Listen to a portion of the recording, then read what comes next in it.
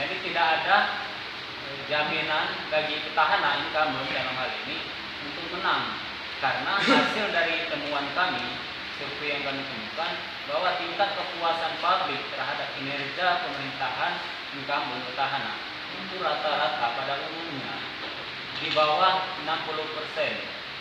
Artinya masih riskan dan masih rawan. Sementara itu di sisi lain, tingkat elektabilitas penantang, nama-nama penantang ini juga cukup kuat, dan beberapa yang kami temukan itu selisihnya juga tipis. Kak, kita lihat kabupaten ini, Kak. Ya, Pak? Di antara 7 kabupaten ini, Kak. Nah, yang mana paling sengit, Kak? Yang mana yang paling sengit? yang paling sengit. Iya. Prediksi. Oh iya. Yang paling sengit. Ya, yang survei itu kan? Ya. Kami melakukan ini survei ini Juni tadi ya, 22 ya, 22 sampai 28 ya. Yang masih ini, yang hari ini Oku yang kita perhatikan, Oku Timur ya.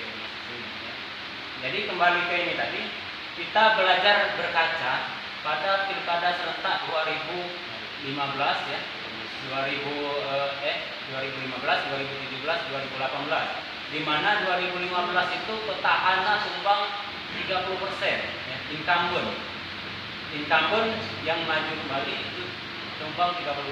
Terus di tahun 2017 itu naik ya, jadi trennya naik bahwa petahana bakal positif menang, jaminan menang itu tidak ada ya.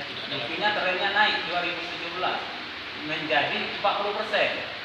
2018 pilkada serentak 2018 juga nambah naiknya mencapai 54% incumbent tumbang pada pilkada serentak. Nah, ada kemungkinan dari hasil temuan kami kecenderungan tren untuk bahwa petahana incumbent bakal tumbang itu meningkat ya.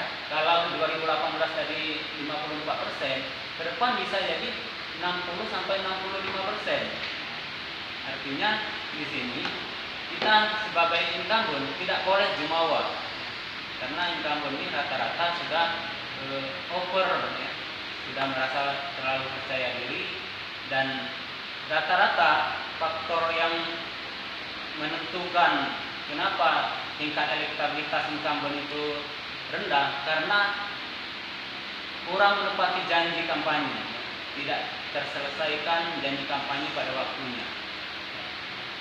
Mungkin itu ya untuk ini. Lebih lanjut kita buka sesi tanya jawab biar lebih cair.